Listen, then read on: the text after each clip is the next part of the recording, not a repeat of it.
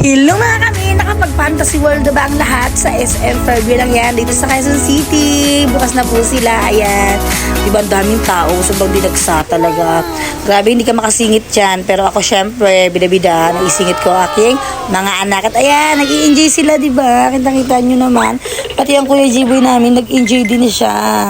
Diba? Si Ate Daniela, si Samsam, nag-enjoy sila dyan. Tatlo sila nasa loob. Medyo pricey nga lang, pero worth it yung saya nila. Kasi nga, ang tagal-tagal naman ata namin bago sila nalabas sa tatlo. Diba? Thank you, Lord. Ayan, ang saya. Ang laki. Parang mas malaki pa ata sa SM, sa Molobisha. Kaya diba ang enjoy yung mga bata. Tapos ayan, nagutom sila. Isang oras nagpahinga. Tingnan mo naman yung mga ulo nila. Si Kuya Jiboy namin parang bata. Pero binata na po siya.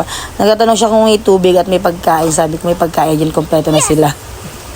Tuwang-tuwa sila, pero pagod na tuwang-tuwa at masaya kami bilang mga nanay, di ba? Ayan, ayaw parang umuwi. Sabi ko, tapos na, go na tayo, go na pa raw sila. Pero kasi sabi ko, go na home na, ayaw niya pa. Tapos, di ba, pagkatapos kumain, ayan na, nagtalon-talon na. Di ba? Ang galing. O, ayan na. Parang nakawala sila sa hawla, grabe. Ang enjoy. Nilang tingnan. Ang saya nilang tingnan. Kasi parang, si Kuya nga Jiboy, sabi niya para na siyang bumalik sa bata. Diba? Medyo pricey nga lang talaga, oo. Pero, ang lawak, ang galing, ang ganda, ang linis, napaka-perfect sa mga bata.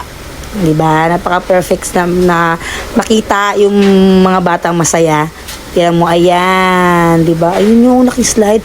Ano bang pangarap kong slide sa mahabang slide na yun? Naging pangarap siya. Hindi para pumasok. Dahil sa ganda at laki, gusto mo nang pumasok. Ano ba yan? Kitang-kita mo talaga yung mga mami, hindi magkanda o gaga sa pagbibihis ng mga anak. Kasi pawis. Kasi ang excited nila talaga lagi.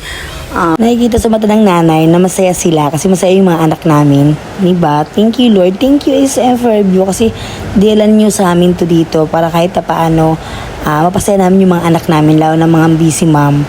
Diba? Thank you na marami. Thank you mga kami sa support. Thank you na marami sa lahat. Mag-iingat po tayong lahat. Enjoy!